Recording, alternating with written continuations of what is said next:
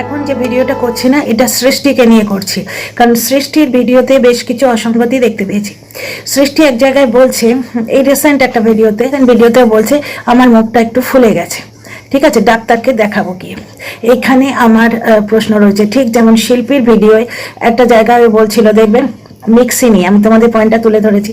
আপাতত তোমরা তো জানো আমার দুটো মিক্সি, আপাতত ঠাকুরের মিক্সিটা আমি নিয়ে এসেছি। যে স্বামীর ওপর তার সত্য ত্যাগ করে চলে এসছে, সত্য ত্যাগ করে চলে আসা মানে কি, নিদারুণ অভিমানে তার স্বামীর বাড়ি থেকে সে চলে এসছে, এত বড় একটা অধিকারের জায়গা চলে, সে একটা মিক্সির ব্যাপারে কিভাবে অধিকার ফলাচ্ছে। দেখো এই ছোট ছোট ব্যাপারে মানে নাটকগুলো ধরা পড়ে যায়।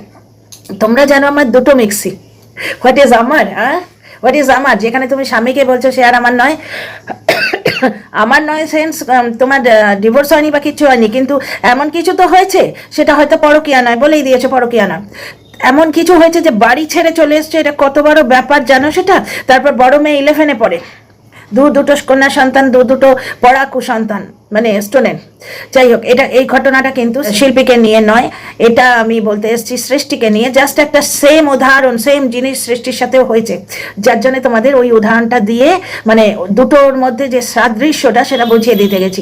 একটা জিনিস দেখো, ওখানে মিক্সির ব্যাপারে অধিকার বোধ বলে দেখিয়েছিল বলে যেমন নাটকটা ধরা পড়ে যায় কিছু অংশে, এখানে তোমরা দেখো আজকে যে এত বড় একটা অসুস্থ, এত বড় একটা রোগের মানে চিকিৎসা চলছে যার, সেই কিন্তু ফট করে অন্য ডাক্তার দেখাবে না, প্রথম কথা। কারণ একটা ডাক্তারের হাতে সে রয়েছে বর্তমানে, ফট করে অন্য যে কোনো ডাক্তার দেখাবে না। দ্বিতীয় কথা, যাব ডাক্তারের কাছে যাব, আবার কি ডাক্তার বাবুকে জিজ্ঞেস করব, বা ওই ডাক্তার ম্যাডামকে জিজ্ঞেস করব, এই একটা কথাটা এইভাবে হতে পারে। আমার বক্তব্যটা বুঝতে পারছো কি, বোঝাতে পারছি কি? ব্যাপারটা হচ্ছে যে কেউ ধরো সাজামে ডাক্তার দেখায় না, ভগবান না করুন কাউকে দেখাতে হয়, এমনি জ্বরজারি হলো বা হয়তো টাইফয়েড বা ম্যালেরিয়া ধরা পড়লো, তখন একবার গেল, গিয়ে দেখিয়ে এলো, সেই সেন্সে যদি বলে যে যাবো ডাক্তারের কাছে। তাও আমাদের কিন্তু যখন পার্টিকুলার একটা জায়গায় কিছুদিন থাকতে পেরেছিলাম, তখন একটা বাধা ধরা ডাক্তার হয়ে গেছিল, মানে সেই হাউস ফিজিশিয়ানের মতো পার্টিকুলারলি একজন ডাক্তারকেই দেখাতাম, স্পেশালি আমার ছেলের ক্ষেত্রে। যাবো ডাক্তারের কাছে, কথাটা। 2 নম্বর কথা হচ্ছে, মুখটা যে ফুলে গেছে তার মানে কোনো ওষুধের সাইড এফেক্ট হতে পারে। যখন আমার প্রেগনেন্সি ধরা পড়েছিল তখন ডাক্তারবাবু বলেছিলেন অমুক মাসে আপনার কিন্তু পাগুলো ফুলে যাবে, ভয় পাবেন না যেন। বুঝতে পারছো, প্রথম মানে নতুন সদ্য বিবাহিত মেয়ে, তার কোনো রকম এক্সপিরিয়েন্স থাকে না, তারপর প্রবাসে আছে, তার মানে যারা বয়োজ্যেষ্ঠা যারা তাকে গাইড করবে সেই মানুষগুলো কাছে নেই। বুঝতে পেরে আমার যে গাইনি ডক্টর ছিলেন উনি কিন্তু বলে দিয়েছিলেন এই মাসের এই সিমটম, ওই মাসের এই সিমটম, ভয় পাবে না। এমনকি আমার এত বড় একটা জিনিস হচ্ছে, এত কমপ্লিকেটেড রোগটা পার্টিকুলারলি কি কিন্তু বলেনি, রোগের ব্যাপারে পরে আসছি। সেইখানে একজন ডাক্তার তার ওষুধের সাইড এফেক্ট বলে দেবে না, যে মুখটা ফুলতে পারে, বুঝতে পারছো?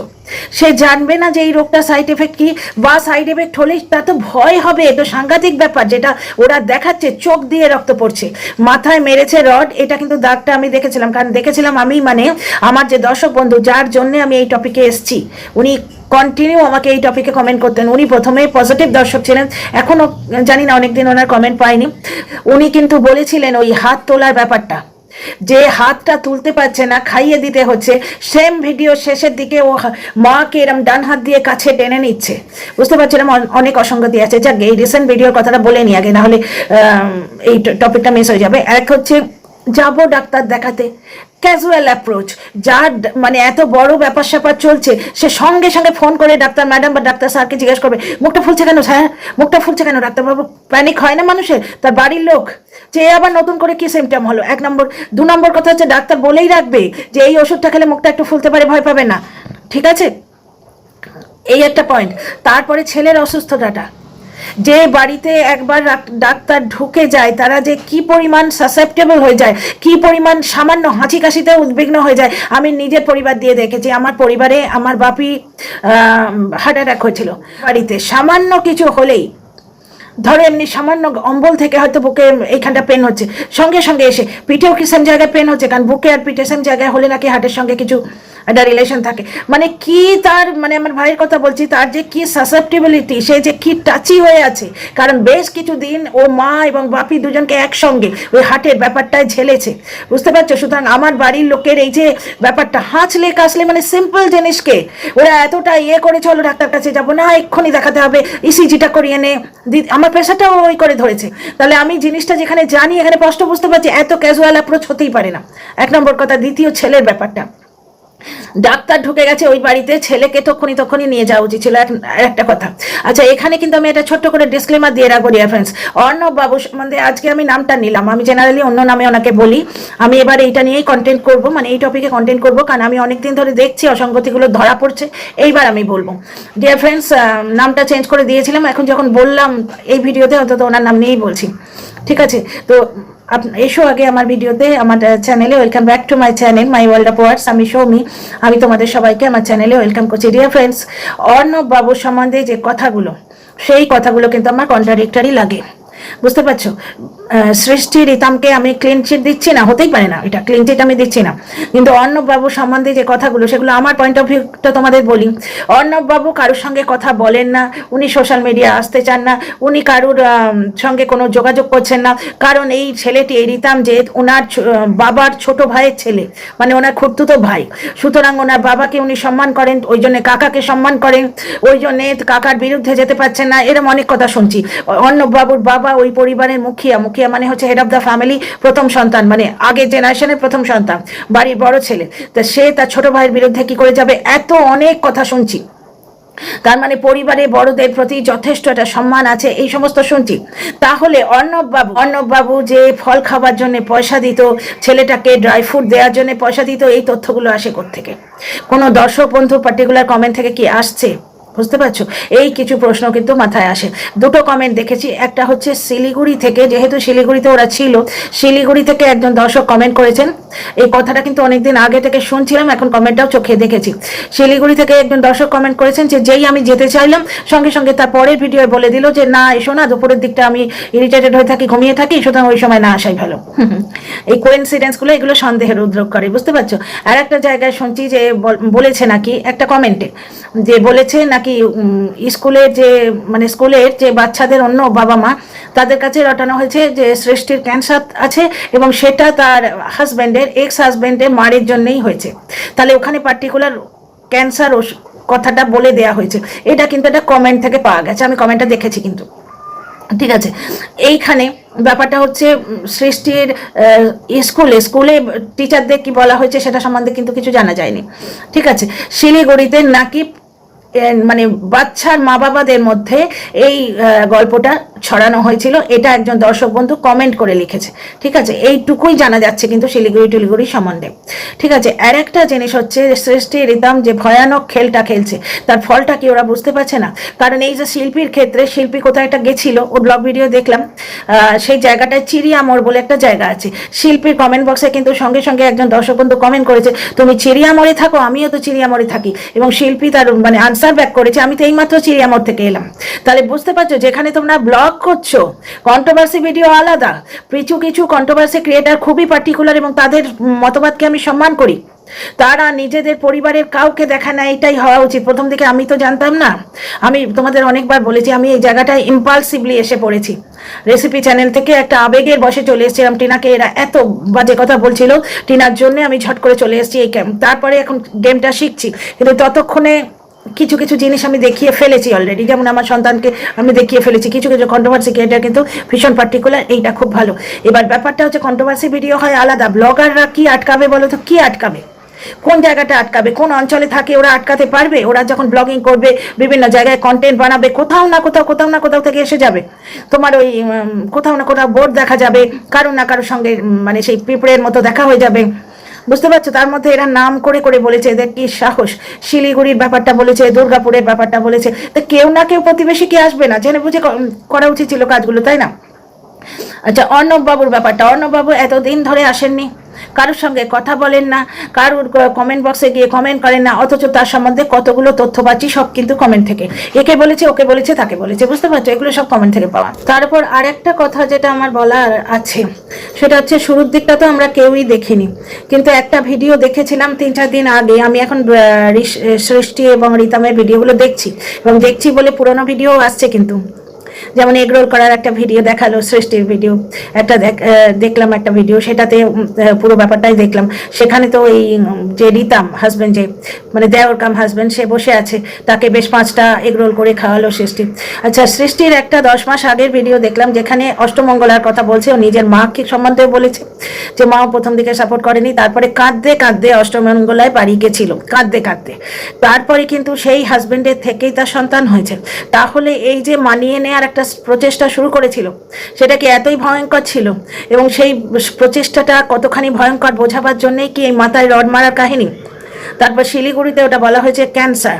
অনেকেই বলছে ও যে, মানে আমি তো অনেক পরে এসেছি এই টপিকটা নিয়ে কাজ করতে, যারা আগে থেকে কাজ করছে অনেকের ভিডিও দেখলাম, অনেকে বলছে কিন্তু যে ও এর আগে যে ভিডিওগুলো দেখিয়েছে তাতে কিন্তু যে টেস্ট ফেস্টগুলো বলেছে সেটা নাকি গাইনি টেস্ট। বুঝতে পারছো? মাথায় মারলে যে ব্যাপারটা হয় সেটা কিন্তু ব্রেন ঘটিত ব্যাপার হয়, মেনলি টিউমার বা ব্রেন টিউমার। সৃষ্টির ভিডিওতে দেখেছিলাম, সৃষ্টি এক জায়গায় বলছে যে রিতম আমার আড়ালে দর্শকদের ডক্টরের সঙ্গে কথাবার্তা বলে। তারপর তো রিতম পুরো ক্যাচ করে নিল ব্যাপারটা, সৃষ্টি একদমই মাঝখানে কিছুদিন কথা বলতো না। তখন রিতম বলছে যে ওর বাঁ দিকটা নষ্ট হয়ে যাবে, ওর চোখটা নষ্ট হয়ে যাবে, ওর বাঁ দিকের অঙ্গ প্রত্যঙ্গগুলো কাজ করছে না। আর সব থেকে খারাপ লাগে যেটা ছেলেটাকে দিয়ে। আজকে একটা শর্টস দেখলাম বেশ কিছুদিন আগে, সৃষ্টির কোলে বাচ্চাটা বসে আছে, বাচ্চাটা বলছে আমার মা বোধহয় আর বেশি দিন বাঁচবে না। স্ক্রিপ্টেড কথাগুলো বাকি আমি আর বলছি না। একটা বাচ্চার মুখে তার মা সম্পূর্ণ, মানে দেখো, সম্পূর্ণ সুস্থ না হলেও মানে যেভাবে দেখানো হচ্ছে অতখানি অ্যাগ্রাভেটেড সিচুয়েশন তো নয়, অত সাংঘাতিক সিচুয়েশন নয়। বর্তমান ব্লগগুলো দেখে তোমরা বুঝতেই পারছো, আস্তে আস্তে ধীরে ধীরে তার চুল আসছে, বাড়িতে যা রান্না হচ্ছে সে সেই রান্নাই খাচ্ছে, তার কোনো আলাদা পথ্য নেই। এই তো 3 দিন আগের ব্লগে আলুর তরকারি নাকি একটা বানালো, বানিয়ে রিতম রুটি দিয়েছে, রুটি তরকারি খাচ্ছে। সৃষ্টি জিজ্ঞেস করছে রান্না কেমন হয়েছে, রিতম এইভাবে, মানে সৃষ্টি এইভাবে মাথা নেড়ে বললো বেশ ভালো হয়েছে। তখন রিতম বললো খাও। এইগুলো যদি নর্মাল হতো, আমি ওই জন্যই বলেছিলাম না, রিতমের ওই ব্লগটা দেখে আমি যখন এক্সপ্লানেশন দিয়েছিলাম যে আমাদের ভালো হচ্ছে দেখে বেশ কিছু লোকের গা টাটাচ্ছে না, এই ধরনের কিছু চোখ টাটাচ্ছে, কিছু একটা বলেছিল, তখন আমি একটা ভিডিও করেছিলাম লাস্ট, এদের নিয়ে যে ভিডিওটা করেছিলাম সেখানে আমি দেখেছি যে লিখেছিলাম, মানে থাম্বনেলটাই দিয়েছিলাম যে সৎ পথে যদি ওপরে উঠতে তাহলে শ্রদ্ধা করতাম, হিংসে তো করার প্রশ্নই ওঠে না। মিথ্যে কথা বলে রোজগার করতে হয়, সেখানে হিংসা কেন করতে যাব? বুঝতে পারছো? ভগবানের কৃপায় যতটুকুই আছে সৎ পথে আছি, হিংসা করার কোনো প্রশ্নই ওঠে না।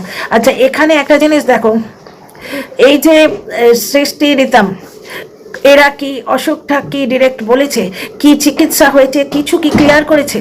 যেখানে রোগ বেঁচে খাওয়া, আজকে আমি হার্ট শব্দ বলতে বাধ্য হচ্ছি, রোগ বেঁচে খাওয়া, সেইখানে রোগটা সম্বন্ধে ক্লিয়ার করবে না? বুঝতে পারছো ব্যাপারটা?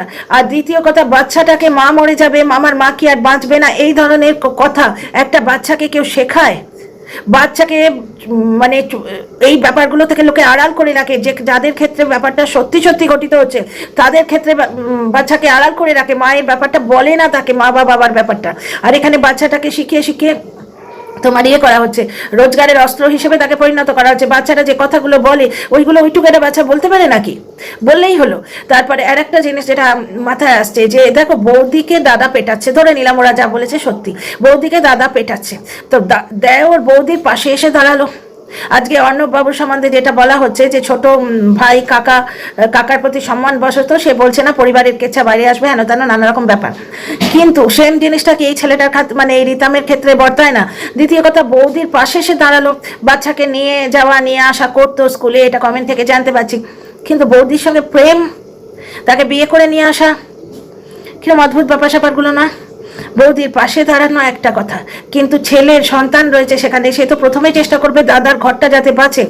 এই যে অর্ণববাবু, এ যেমন ডিরেক্টলি আসছে না, তার পেছনে কারণ বলা হচ্ছে যে পরিবারের সম্মান, ঠিক সেম কারণ বশত রিতমেরও তো চেষ্টা করা উচিত ছিল যে দাদার সংসারটা যাতে জোড়া যায়, সংসারটা যাতে আটকানো যায়। ও গুরুজনদের সঙ্গে কথা বলতে পারতো, দাদা এইরকম মারপিট করছে, ও পুলিশ অব্দি যেতে পারতো, সৃষ্টির বাপমার কাছে আসতে পারতো। হট করে তাকে বিয়ে করে নেওয়া, তাকে নিয়ে পালিয়ে যাওয়া, ছেলে শুদ্ধ, এসব কি ব্যাপার? এবং একটা জিনিস বারবার তুলে ধরা হচ্ছে, ভদ্রলোক নাকি বিরাট বড় পোস্টে থাকেন এবং স্ত্রীকে সময় দিতে পারেননি।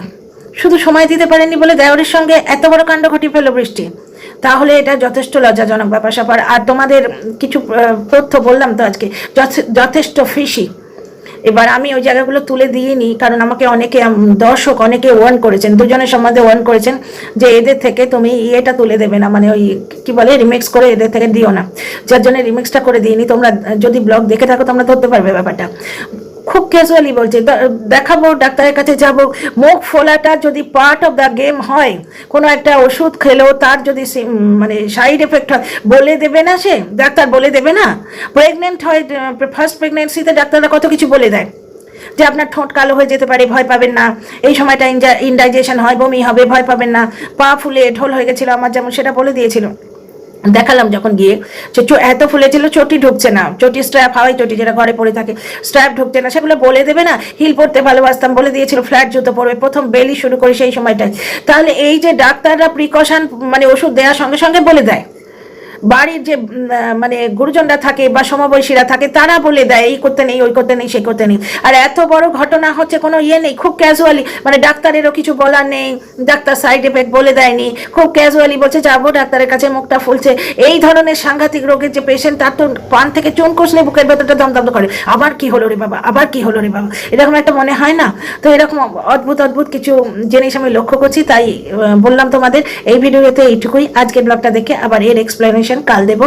ডিয়ার ফ্রেন্ডস, তোমাদের মতামত কমেন্টে জানিও, আর কথা ভালো লাগলে সাবস্ক্রাইব করে পাশে থেকো। See you in the next video.